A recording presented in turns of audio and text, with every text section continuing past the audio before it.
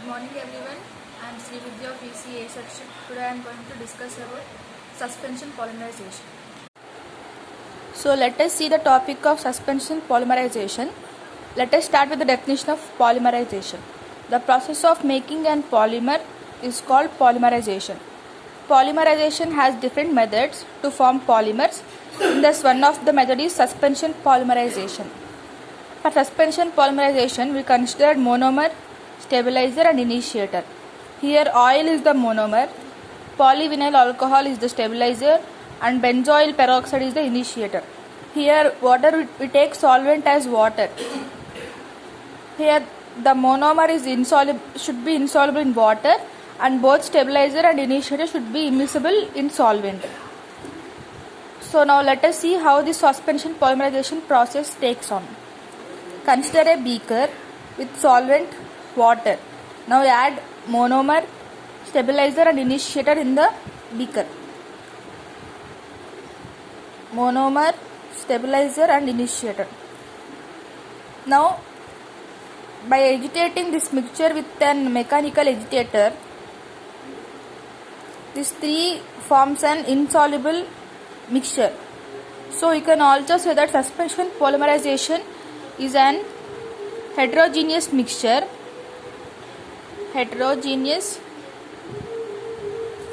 because monomer, stabilizer and initiator are not completely soluble in this solvent. If they are completely soluble in their solvent, then they are called as homogeneous mixture.